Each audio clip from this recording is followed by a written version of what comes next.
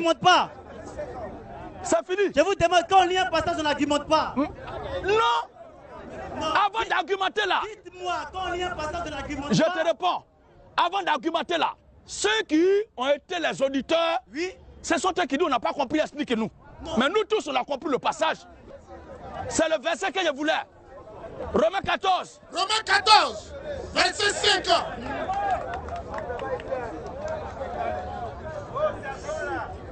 C'est la différence entre vous asseoir seul devant ordinateur portable et puis parler.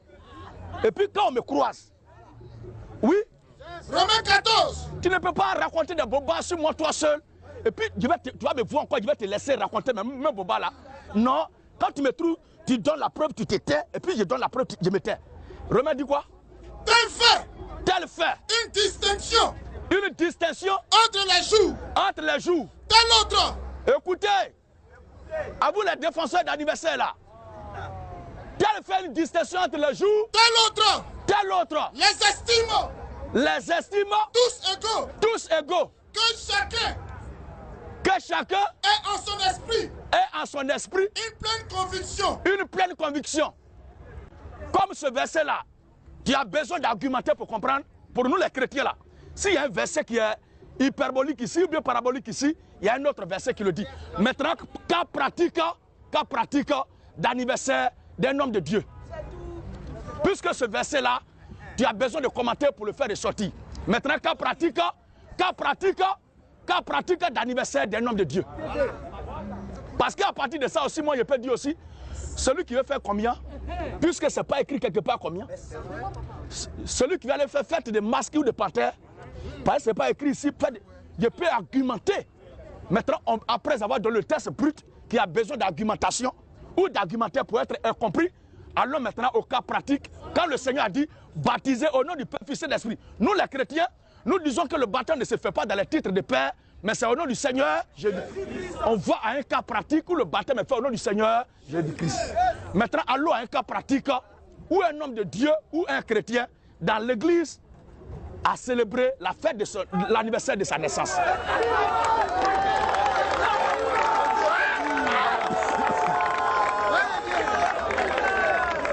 Toi, tu es là depuis là. On viendra. Depuis là, si tu as ouvert la Bible, qui est donné. frère, attends. Si tu as ouvert la Bible là, pour dire, Jésus a dit, la fête d'anniversaire de la naissance, célébration de la fête d'anniversaire de naissance, anti-biblique, tous ceux qui le font sont des envois du diable. À chaque fois, vous m'arrachez la parole. Hein. Alors, Romains chapitre, un exemple, hein, Romains chapitre 7, verset 10, l'apôtre Paul, l'année suivante, a célébré dans l'église avec les frères la fête de l'anniversaire de sa naissance. Est-ce que ça, là, on a besoin de faire toujours?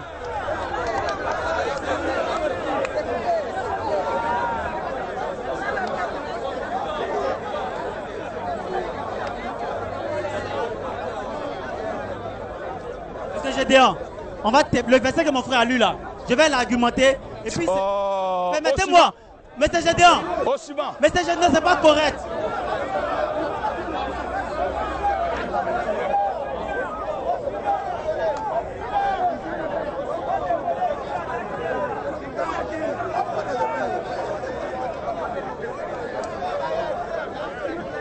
Alléluia. Vous savez, moi, ma façon de faire là, ma façon de procéder partout où je passe, avant de demander aux gens de faire telle chose, moi, je lis un passage. Comme tout à l'heure, le frère qui a voulu contredire ce qu'il a dit. J'ai lu un passage. C'est quand le passage, je dis, mais le passage que tu as dit là, je ne comprends pas ça bien. Il dit, mais toi, tu ne comprends pas ça? Alors, en ce moment-là, peut intervenir, mais comment puis-je le comprendre si personne ne me l'explique? En ce moment-là, peut intervenir les argumentaires ou l'explication. Le texte est clair. Tel discerne un jour, tel les trouve égaux. Que chacun soit pur ou bien il fait une distinction entre les jours, tel autre, les estime tous égaux. Il les estime tous égaux. Que chacun ait en son esprit une pleine conviction. Une pleine conviction. Maintenant, si de là, anniversaire doit sortir, lui qui a dit ça là, ce n'est pas le seul passage où il a parlé. Ce n'est pas le seul passage, cas pratique maintenant, où ils ont célébré anniversaire de leur naissance. Donc le test maintenant. Je vous en supplie pour l'amour de Dieu. Quand vous me donnez la parole là, permettez-moi quand même de terminer une phrase. Et je veux souligner quelque chose. Vous voyez tout ce que tu as traité, si tu as donné le verset, on n'est pas parti depuis. Permettez-moi de terminer une phrase. 1 Corinthiens 4-6. Apprenez à ne pas aller au-delà. 1 Corinthiens 4. Alléluia. Voici par exemple le verset, s'il vous plaît. Voici le verset qui me pousse. Voici le verset qui me pousse à ne pas le laisser faire des commentaires pour faire ressortir ce qu'il a dit de sa bouche qui n'est pas dans le verset. Voici le passage. 1 Corinthiens 4-6. Il est écrit. C'est à cause de vous, frères. C'est à cause de vous, frères. Que j'ai fait de ces choses. Quelqu'un ne peut pas venir me reprocher du fait qu'il ait dit les célébrations de les fêtes d'anniversaire sont anti-bibliques et celui qui le fait, c'est le diable, c'est l'enfer qui a sa fin. Mais reprocher ce fait-là sans me montrer qui a une fois célébré. Parce que moi, en tant que chrétien, tout ce que la Bible n'a pas autorisé et que les gens pratiquent, c'est à combattre. Oui, frère. C'est à cause de vous, frère. À ce stade-là, chacun va faire ce qui est dans sa tête. À quel moment maintenant on est chrétien et aussi le christianisme? C'est à cause de vous, frère. Que j'ai fait de ces choses. Que j'ai fait de ces choses. Une application à ma personne. Une application à ma personne. Et à celle d'Apollos. Donc si l'anniversaire était quelque chose de praticable pour la naissance de quelqu'un, l'apôtre Paul aussi va faire une application à sa personne. Il doit nous donner la preuve. Et à celle d'Apollos. Afin que vous appreniez à nos personnes. Afin que vous appreniez à nos personnes. À nos personnes. À nos personnes. À ne pas aller. À ne pas aller. Au-delà de ce qui est écrit.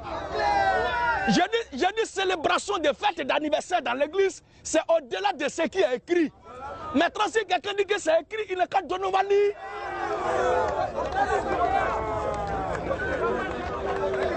Monsieur Gédéon, je vous en supplie, comme je dis là, quand je commence une phrase, je vous demande pardon. Dans le verset. Mais nous n'écoutons uniquement ce verset. Le verset qu'il a donné là, c'est ça que je tiens, monsieur Gédéon. Le verset qu'il a donné là, c'est ça. S'il vous plaît. Le verset qu'il a donné là, c'est ça que je me tient. Dans le passage. Au suivant. Le passage dit. Non, monsieur Gédéon, ne faites pas ça.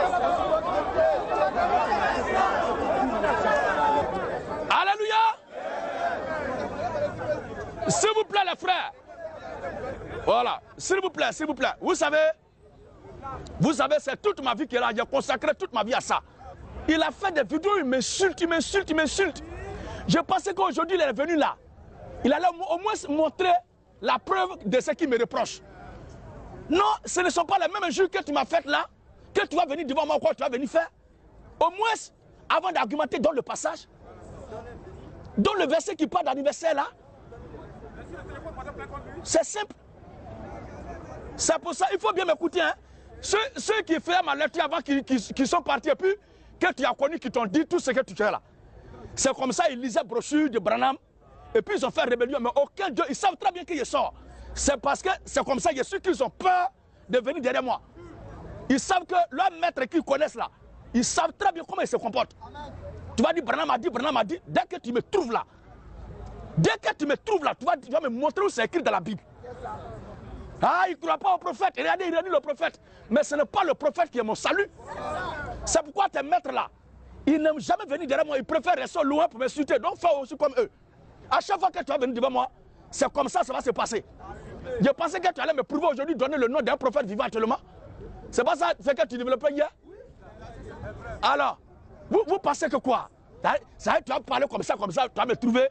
Et puis, tu vas raconter encore la même chose. Non? Non? Alors, au suivant.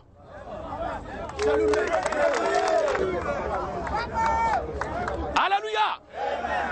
Toi-même, tu es un cas en danger. Parce que celui qui t'a baptisé, il s'est rebellé. Et toi, tu te rebelles contre lui. Toi, tu es rebelle contre un rebelle. La question, amen. La question est de savoir si toi-même tu es sauvé. Parce que si celui qui t'a baptisé hier, tu découvres aujourd'hui, tu réalises qu'il n'est pas sauvé. Mais s'il n'est pas sauvé, qui t'a sauvé alors? Ton salut là, comment tu l'as reçu? Parce qu'il a dit, celui qui croirait qu'il sera baptisé sera sauvé. Or, c'est que toi, tu as cru de lui et puis tu as baptisé et puis tu crois que tu es sauvé là. Tu réalises aujourd'hui que ce n'est pas vrai.